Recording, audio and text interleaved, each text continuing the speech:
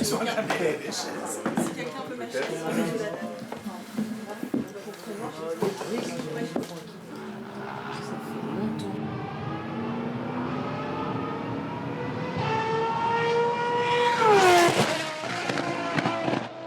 Alors, 316.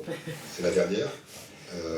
Ça a été une belle et épique saison. Je suis Frédéric Lequien et je suis le directeur général de Le Mans Endurance Management, qui est la société qui organise le championnat du monde d'endurance, donc le FIA WEC. On organise également l'European Le Mans Series, qu'on pourrait qualifier d'une sorte de championnat d'Europe. Et LMEM est également le promoteur de l'Asian Le Mans Series. Donc en totalité, 3 gros championnats. Le championnat du monde, si on prend l'image d'une pyramide. Tout en haut de la pyramide, le championnat du monde. Le championnat d'Europe, qui s'appelle l'European Le Mans Series. Et l'Asian Le Mans Series, qui est un championnat continental, qui pour couvrir le continent asiatique. Alors LMEM, c'est une filiale c'est une filiale de l'Automobile Club de l'Ouest, une filiale à 100% de l'ACO. Et ça a été créé dans le but d'organiser et de lancer le championnat du monde d'endurance de la FIA. Donc en fait, nous sommes les promoteurs du championnat du monde et ça a été créé en 2012. Notamment aussi à la demande de Fred, on va beaucoup communiquer autour de l'événement, mais autour de l'enjeu sportif, pour ne pas parler... pour contrebalancer un petit peu les infos autour de Porsche. Alors le lien entre le WEC et LMEM, il est très fort, il est très dense, puisque ce sont toutes les équipes de LMEM qui organisent la totalité de la saison du championnat du monde d'endurance, donc du WEC. Donc LMEM, c'est un rôle de promoteur, d'organisateur. Et en plus, on a décidé de remplir un bon 15 000 m² avec un show de Monster Truck qui va créer l'émotion, complètement aligné avec l'ADN du WEC. Donc, je vous donne plus d'informations sur la cérémonie de la grille, qu'on est sur place, mais pour moi... L'ACO et l'MEM, ce sont deux structures qui sont différentes et qui ont appris à travailler ensemble, puisque bien évidemment, il y a beaucoup de passerelles et beaucoup de synergies entre l'ACO et l'MEM. Des synergies sur le marketing, la communication, sur le sport, bien évidemment. On travaille avec les équipes de la direction de la compétition avec l'ACO, on travaille avec les équipes de la direction de la communication, de la direction du marketing. Et bien évidemment, on travaille beaucoup avec l'ACO, notamment dans le cadre de l'organisation des 24 heures du Mans, qui sont pour le championnat du monde la 4e manche de la saison. Donc c'est évidemment un travail très étroit entre les deux entités, mais aussi à la fois avec beaucoup de complicité et de synergie, mais aussi beaucoup d'indépendance des deux côtés. On a également une relation commerciale avec eux, notamment avec les constructeurs. On a également un département marketing, communication. Donc voilà, c'est plein de métiers très différents qui vont de la comptabilité, juridique, marketing, communication, logistique. C'est un métier de promoteur et d'événementiel sportif avant tout. Donc on organise pendant toute une saison la totalité des manches du championnat du monde d'endurance. Donc c'est 8 manches au total. Donc les 8 manches, pour mémoire, il y en a à peu près la moitié en Europe et l'autre moitié soit au Moyen-Orient, soit en Amérique du Sud ou aux États-Unis. Donc on a des métiers qui sont très différents.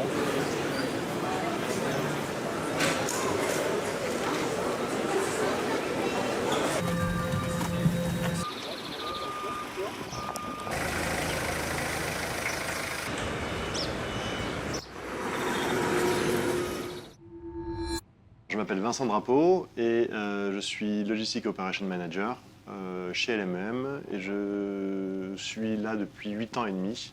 Donc je termine ma 9e saison au sein de la société. Le rôle de l'équipe logistique en début de semaine va être dans un premier temps de décharger tout le matériel de l'organisation et de préparer à la fois les bureaux, le paddock et les infrastructures pour, d'une part, l'organisation et nos collègues qui arrivent sur les jours qui suivent, et d'autre part, d'accueillir dans les meilleures conditions possibles toutes les équipes et les team managers qui arrivent en général 1 à 2 jours après notre arrivée.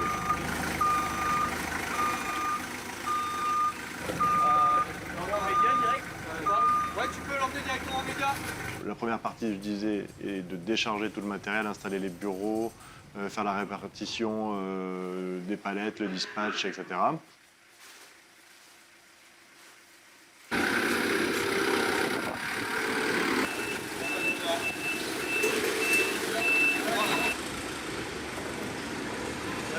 máquina expreso, pero no llega.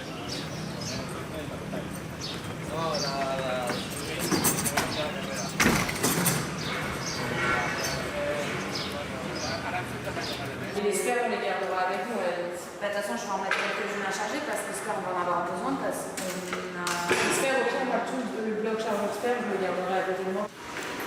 Après, on va aller finir de mettre en place les antennes pour les radios, le garage routineering avec tous les panneaux. Et, ce sera vite la fin de journée déjà.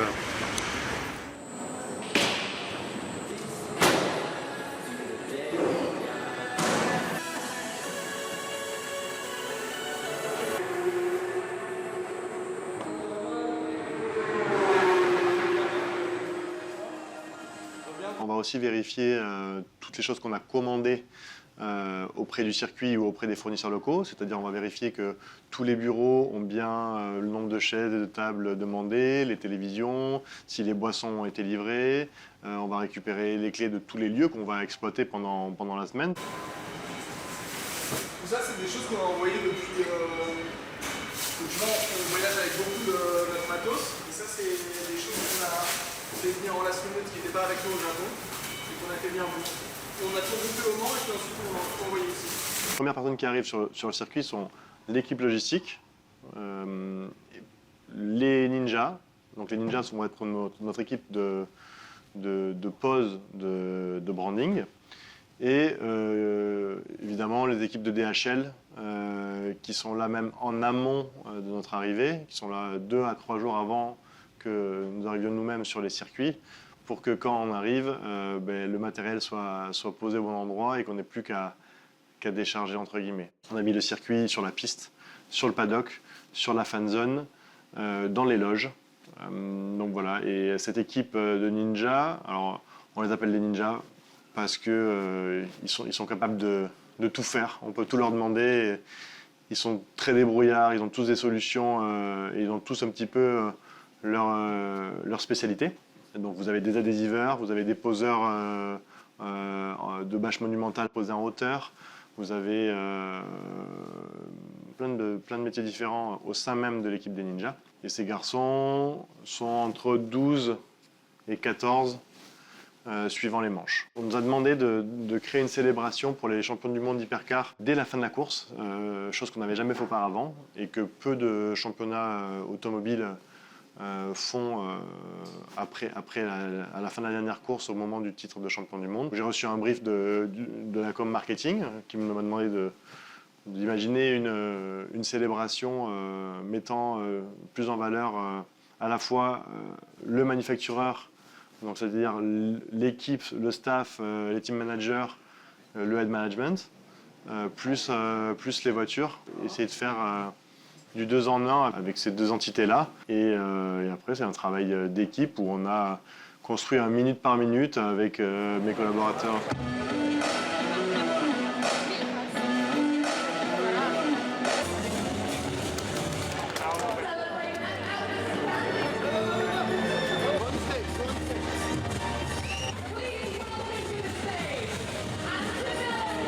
Your world champions, Ferrari.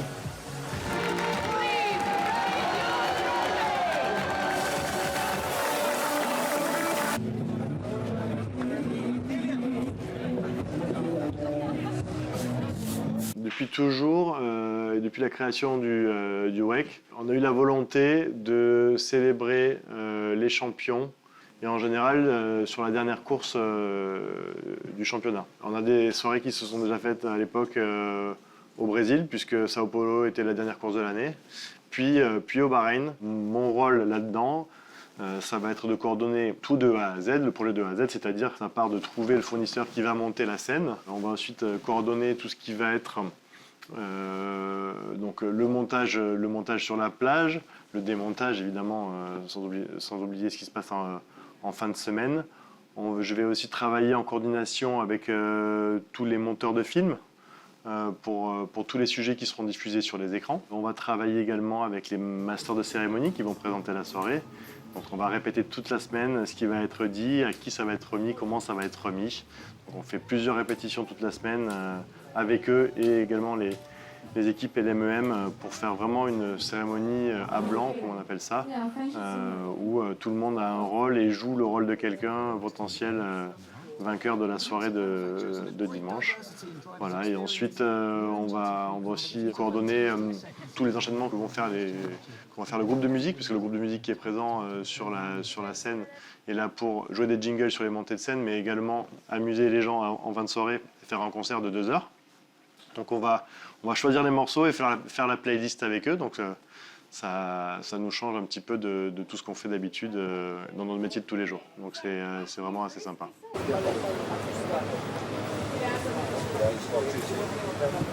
Attention, il faut préparez-vous à repérer de nouveau les gens avec les badges pour pouvoir leur indiquer que c'est par là, que c'est sur l'estrade. Sur l'estrade, il y aura des chevalets pour indiquer quelles sont les équipes qui doivent être à quel endroit et pouvoir faire en sorte qu'ils aient le bon emplacement. And Graham, where? Because Graham will give the award. The great and mostly good are... Et cette soirée est également là pour rassembler tout le paddock dans un même lieu, sans les faire revenir à Paris un mois plus tard alors que la saison est déjà terminée.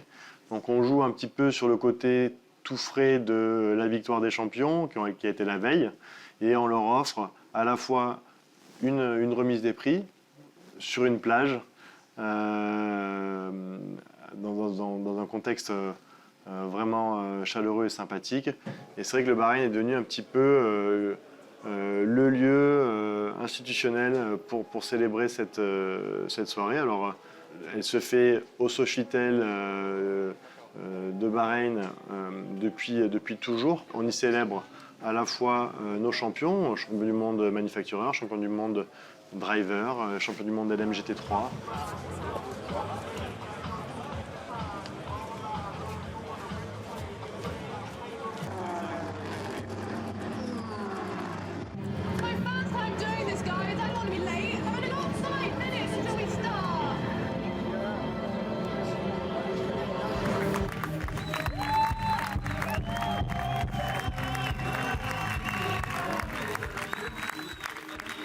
But how are you today?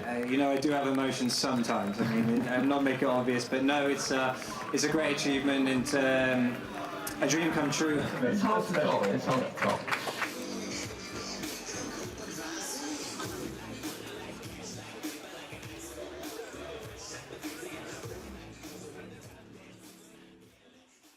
Également un département marketing. Bonjour, je m'appelle César. J'ai rejoint le WEC il y a 1 an et demi maintenant. Je travaille au service marketing et je suis en charge de la relation avec les partenaires. On a 7 partenaires, Rolex, Total Energy, Michelin, DHL, Goodyear, Motul et Bosch. Les partenaires, ils sont essentiels à l'organisation du championnat. On en a certains qui sont là pour de la notoriété, mais on en a aussi qui sont là parce qu'ils sont des vrais partenaires techniques ou même logistiques à la bonne tenue des événements qu'on organise. DHL transporte l'ensemble de notre matériel partout dans le monde. Michelin et Goodyear fournissent des pneumatiques. Bosch embarque certaines technologies dans les voitures. C'est en ce sens qu'ils sont vraiment essentiels à notre activité et à ce qu'on fait. Ces partenaires, ils sont liés à nous à travers des accords de partenariat. Moi, mon rôle, c'est de m'assurer que ce qui a été conclu avec eux leur est correctement distribué sur les événements qu'on organise. Donc ils ont accès à des droits marketing et moi mon rôle c'est de m'assurer que tout est livré convenablement. Donc ça se traduit par de la visibilité sur la piste. À Bahreïn, j'ai passé une bonne partie de la semaine à m'assurer que la visibilité de nos partenaires était correctement installée sur la piste. J'ai passé plusieurs jours avec notre équipe logistique à vérifier que les panneaux étaient bien installés en bord de piste pour que tout le monde ait de la visibilité. Ça se traduit par de la visibilité à la télévision et nous à la fin de l'année on a des grandes réunions avec les partenaires pour voir comment ils ont été visibles, combien de temps ils ont été visibles, parce que ça a une valeur, et puis on en discute avec eux. Le dimanche, on est arrivé au circuit. On a commencé par vider les conteneurs, qui est arrivé avant nous, donc l'installation des bureaux, et puis une fois que tout ça s'était terminé, dans l'après-midi, on s'est rendu en piste avec Damien pour faire un tour de repérage. Lolo, c'est bon, go sur la piste. Là, l'année dernière, c'était du Goodyear là-bas au bout. Là, t'as un tissu, là 200 mètres de tissu à partir de... Là, en fait, t'as 100 mètres à droite et 100 mètres à gauche. 100 mètres à droite, 100 mètres à gauche.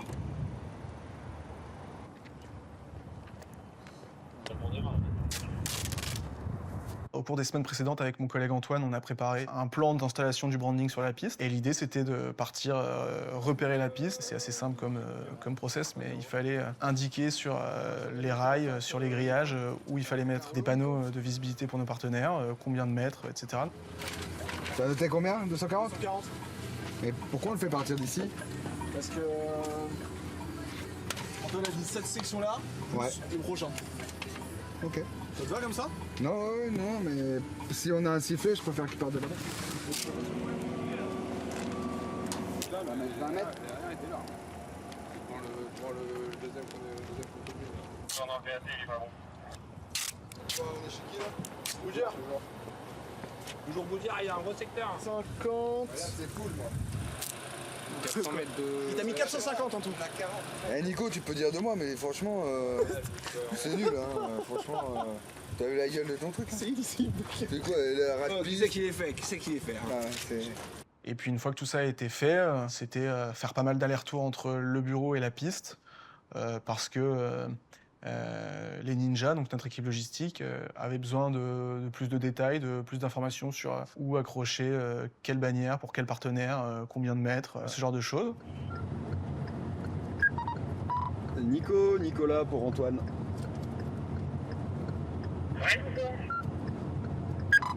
Je te cherche sur la piste, t'es à quel niveau?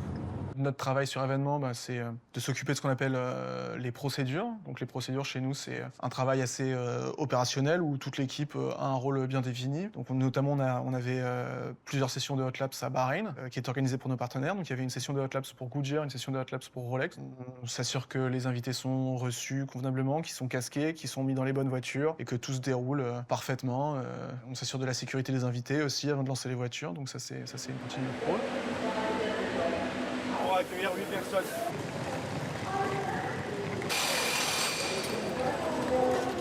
La cérémonie de la grille, où là, on a tous un rôle. Là, il y a beaucoup d'invités, beaucoup de VIP qui vont profiter des voitures sur la grille. Nous, on s'assure que tout est organisé convenablement.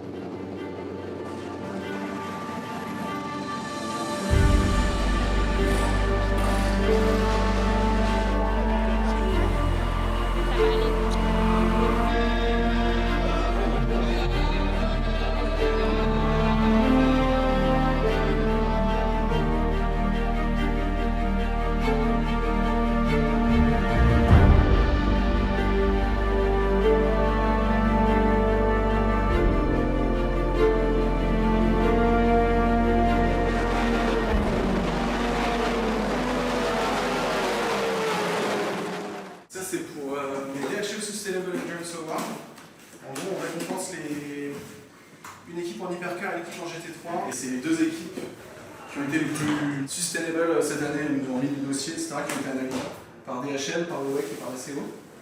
Et à la fin de l'année, elles seront récompensées, elles reçoivent ça.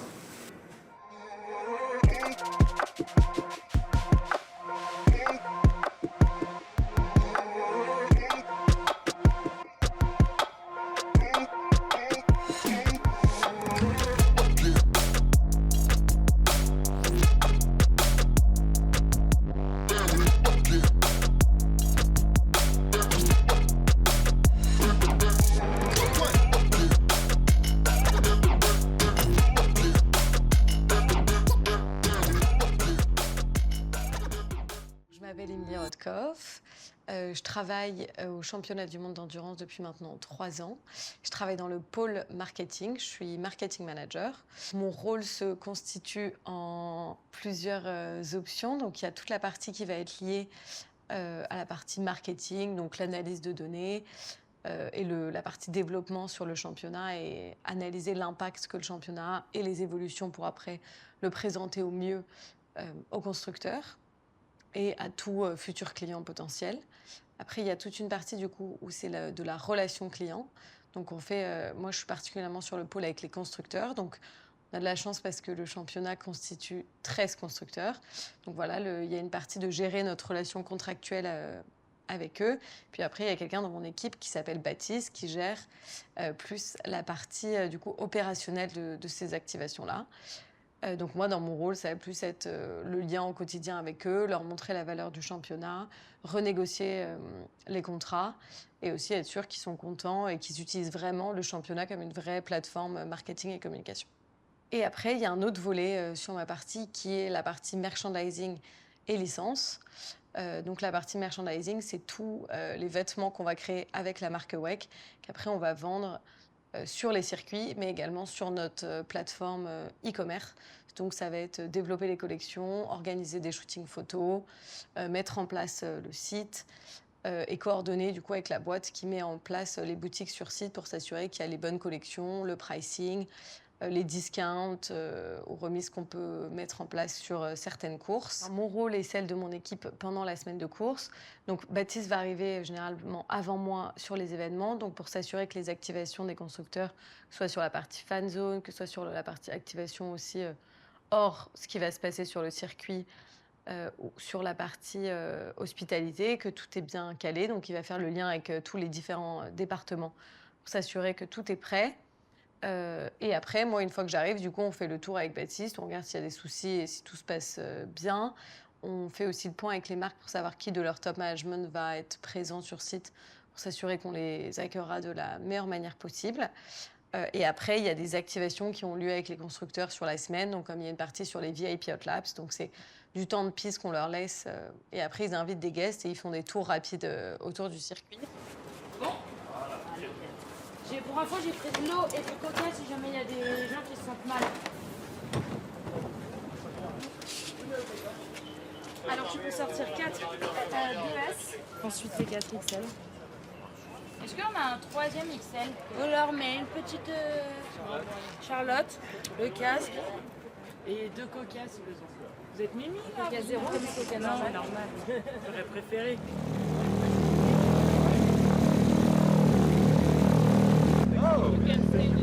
Celui qui a le papillon. 2 bananes.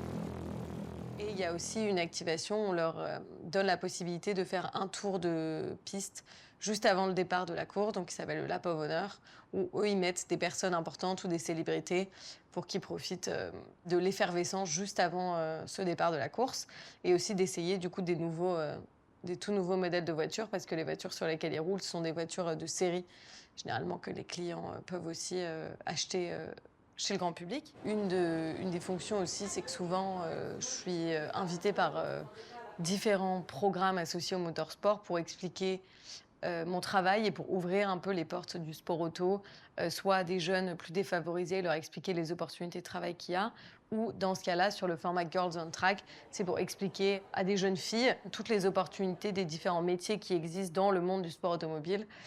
Et c'est un programme qui est mis en place du coup par la FIA. Donc on essaie de leur montrer vraiment tous les tenants et les aboutissants de notre championnat pour que si ça les intéresse, elles aient un peu plus de visibilité sur quoi s'orienter dans leur vie. So World Endurance Championship, endurance racing means that the races are quite long. I know you must all know Formula One, but our races, you need to realize, for example, the biggest race of the championship, that is the 24 Hours of Le Mans, it's the entire Formula One season in only one race. So you can actually realize how struggling it is for the team and how intense it can be. So on our side, it's not counting by the number of laps, it's actually considered with the time. So here we have an 8-hour race. So as you know, we have 4 different types of races. We have 6 hours, 8 hours, 10 hours, or 24 hours. And we have from 2 to 3 drivers that are changing inside of the same car to race for that entire time, because as you can imagine, they cannot stay that long inside of the car. We have races all around the world. This year we actually had 8 rounds. The start of the season was in Qatar, then we went to Imola, Spa, Le Mans, Sao Paulo, Kota, Fuji, and now the last race in Bahrain. The speciality of the World Endurance Championship is that we have 2 categories at the same time on the track. So you have hypercar class, that is prototype cars, so you cannot see them running into the streets. Then you have LMGT3 class. Those cars are based on the real sports car, so they're very, very similar to the car that you can buy at different shops. If you want to buy a GT3, this will be quite similar to the car that you're going to see racing on the track. Plusieurs fois dans l'année, on organise aussi des événements pour s'assurer que la communication avec nos clients est aussi assez fluide et que ça ne reste pas uniquement dans des cadres très professionnels et très restreints. Donc, par exemple, là, quand on était au Bahreïn, il y a eu un barbecue donc le mercredi soir, ce qui nous permet d'aller discuter avec eux, de savoir comment la semaine se passe pour eux et aussi qu'ils nous fassent leur retour sur la saison, mais plus de manière un peu informelle, autour d'un dîner ou d'un verre, ce qui permet que les personnes soient un peu plus détendues et que ce soit moins un format meeting, sur plutôt ce qu'on a l'habitude de faire. On l'a également fait aussi pour les remercier de la saison, parce qu'on sait que tout le monde travaille très dur dans le paddock, et donc c'était un moyen de remercier tout le monde. Je suis Agnès Sarda. J'ai fait mes débuts chez LMEM en 2015.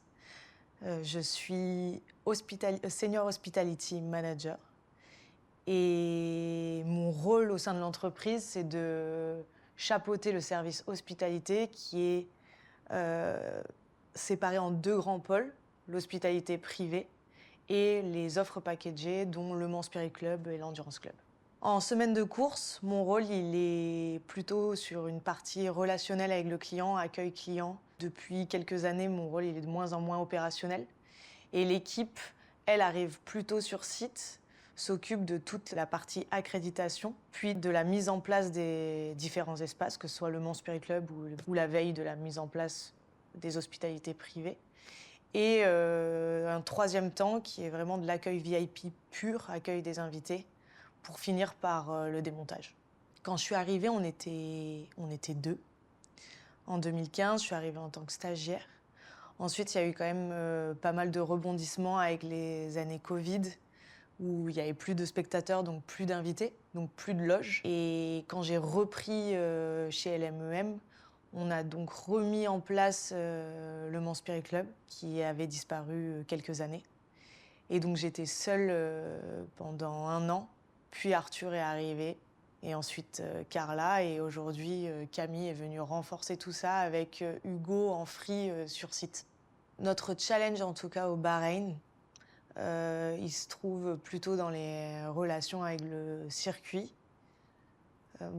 On est très lié contractuellement au circuit en général, mais au Bahreïn, c'est encore plus particulier parce qu'on n'a pas le droit d'utiliser notre propre traiteur pour le Mans Spirit Club, par exemple, ce qui n'est pas le cas sur le reste de la saison. Et c'est un gros challenge pour nous parce que ça ne répond pas aux standards de cette hospitalité. Alors, le Mans Spirit Club, j'étais pas là à la création, puisque le championnat s'est créé en 2012. Assez rapidement, il y a eu une hospitalité. Je pense que dans un premier temps, le Mans Spirit Club a été créé pour accueillir des invités stratégiques. Mes premières années, ça n'avait pas forcément vocation à créer une marge, ou en tout cas à créer des revenus. Le Mans Spirit Club, c'est un lieu d'accueil des VIP qui doit être à l'image du championnat. C'est là où on représente le championnat, où les personnes peuvent vivre l'expérience WEC dans les meilleures conditions. Et on accueille une grande variété de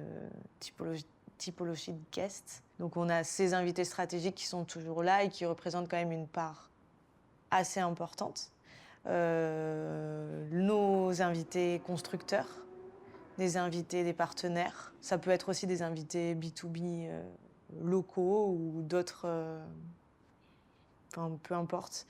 Et des invités particuliers qui peuvent acheter des packages à l'unité sur notre site web ou en nous contactant. On s'occupe également de la partie administrative et sportive avec les concurrents, donc avec les équipes qui participent au championnat du monde.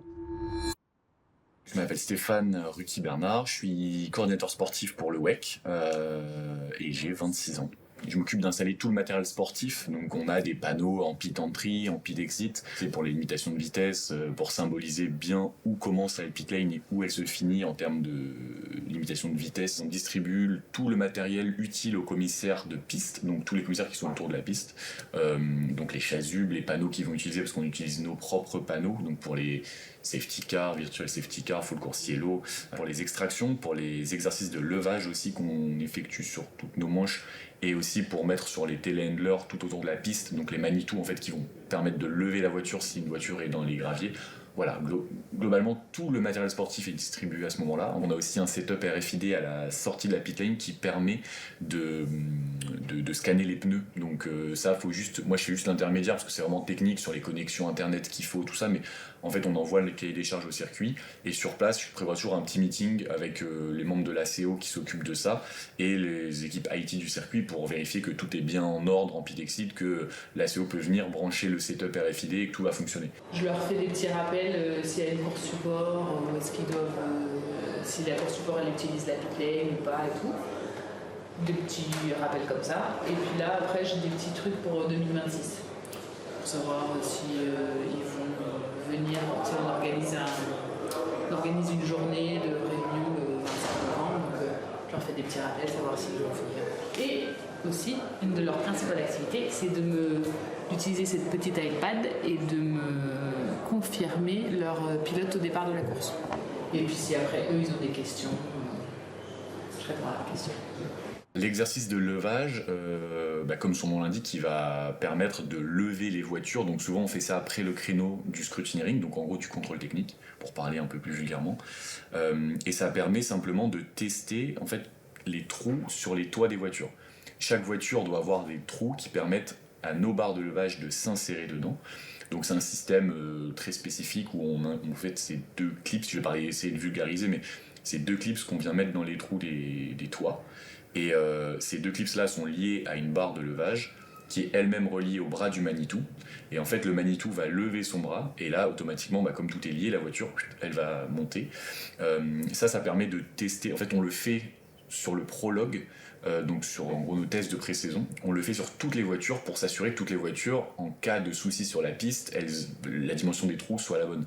Souvent, il faut réusiner au niveau du prologue. On a des fois 2-3 voitures qui ont un trou qui, ça fonctionne pas bien. Soit il est trop étroit, soit trop large. Et ensuite, ce dispositif-là, de barre de levage, de Manitou, tout ça, il est dispatché tout autour de la piste. Donc en fonction des circuits, il y a un nombre différent de besoins.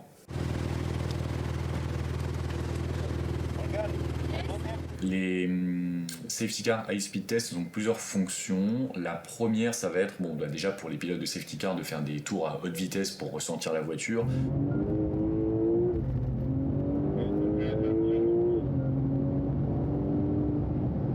Pas souvent, mais quelquefois, il y a des besoins d'ajustement de la pression des pneus, de revérifier peut-être le frein. Enfin voilà, c'est quand même assez rare parce qu'ils sont bien entretenus et il y a généralement jamais de souci avec ça, mais ça permet de déceler un éventuel problème.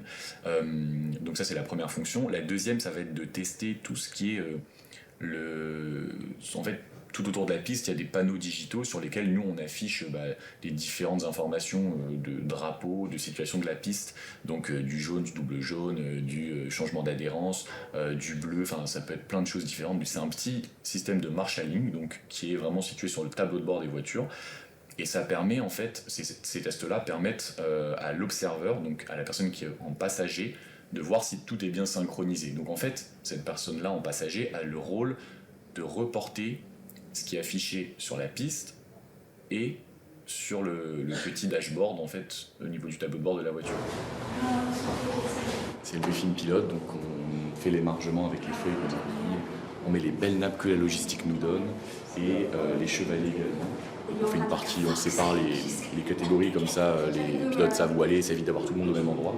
Il y a les team managers qui doivent signer aussi et en fait s'ils ne signent pas, ça peut aller jusqu'à des amendes sportives. Ils ont intérêt à venir au pilote, c'est une obligation.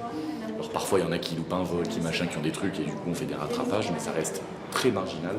Donc voilà, il n'y a rien de plus à expliquer, c'est vraiment très simple. Les pilotes viennent ici, ils signent, ils vont dans la salle de briefing et après Eduardo fait son briefing avec le support visuel, tout ça. Et s'il a des messages à faire passer, il les fait passer. À la fin, il finit par une partie pour les team managers, mais qui est quand même beaucoup plus rapide que pour les pilotes. Et du coup, voilà.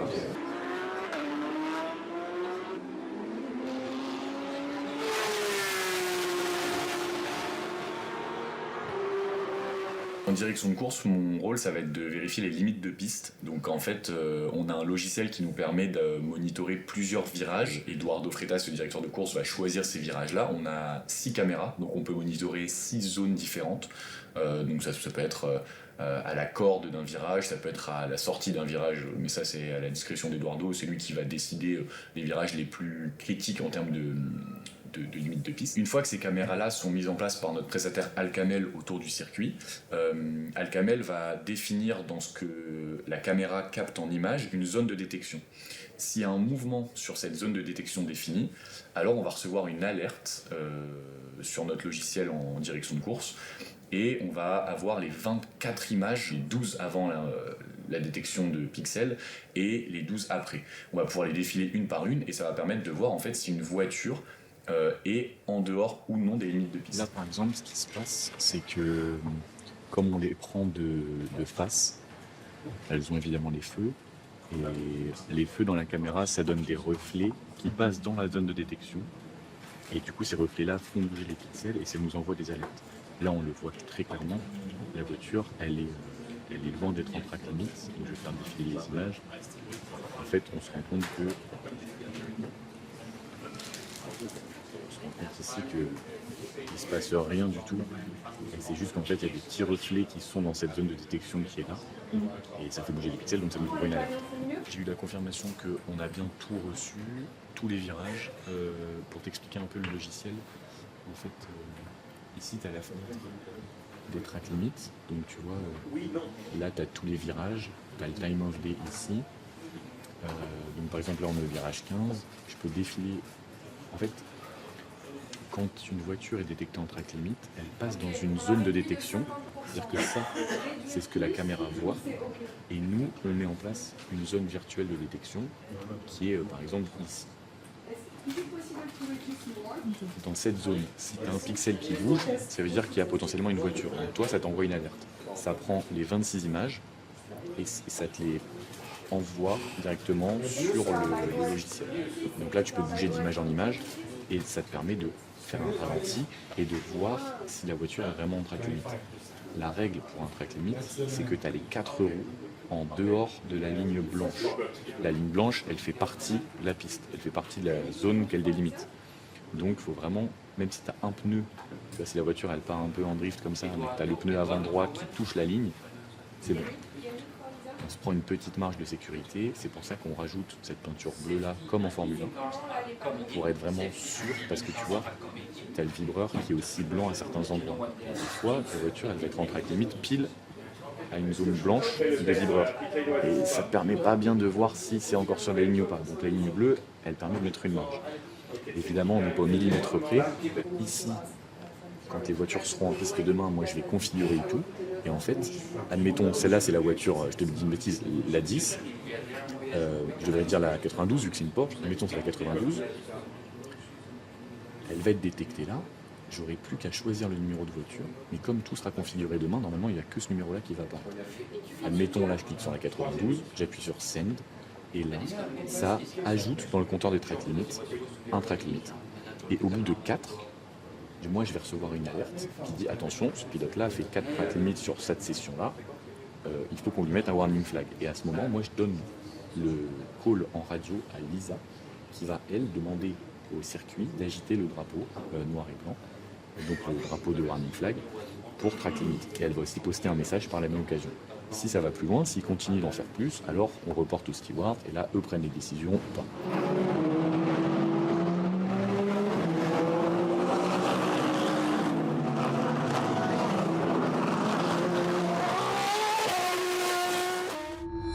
Je m'appelle Bérangère Magalhaes. Je suis arrivée il y a 1 an chez LMEM. Je suis arrivée en tant que graphiste, designer graphique. Et j'accompagne Guillaume, le Head of Design, sur tout ce qui est la création de visuels, autant pour les réseaux sociaux que lors des courses quand on habille le circuit. Donc tout ce qui est pit garage, les enseignes avec les noms des pilotes sur les garages notamment, le branding en course pour intégrer nos partenaires, mais aussi les logos de course que l'on crée avec des designers. En semaine de course, notamment à Bahreïn pour la finale, On a en amont créé en fait toute une direction artistique pour cette semaine un peu spéciale, la dernière de la saison, où on va créer un nouveau logo que l'on va intégrer au maximum sur nos réseaux sociaux. Pour marquer la fin de la saison, on a décidé d'avoir une DA un peu plus poussée, The Final, c'est la fin, c'est la dernière des der, on peut dire limite même, en gros, pour avoir plus d'engagement, créer un peu plus de suspense parce qu'on avait encore pas mal d'enjeux au cours du championnat, autant hypercar que GT3, notamment créer tout ce qui est partie résultats, classement, au fur et à mesure des free practice, poster les résultats des hypercars et des GT3 le plus rapidement possible pour que tout le monde ait l'info. Les enjeux que je considère pour mon équipe et pour moi-même, c'est d'être rapide, d'avoir les bonnes infos et les distribuer à tous le plus rapidement et surtout que tout le monde comprenne l'information. Donc on fait pour cela des breaking news. On fait aussi tout ce qui est carrousel de photos aussi. Quand on a des choses très intéressantes qui se passent en pit lane, on va essayer de le montrer au maximum, de mettre en valeur aussi les constructeurs via ces posts.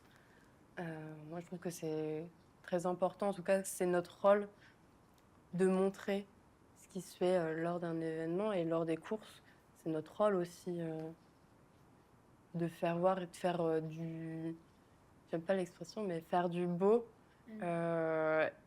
et rendre tout cela intéressant et accessible aussi aux personnes qui ne sont pas forcément en adéquation, qui ne connaissent pas le championnat en fait.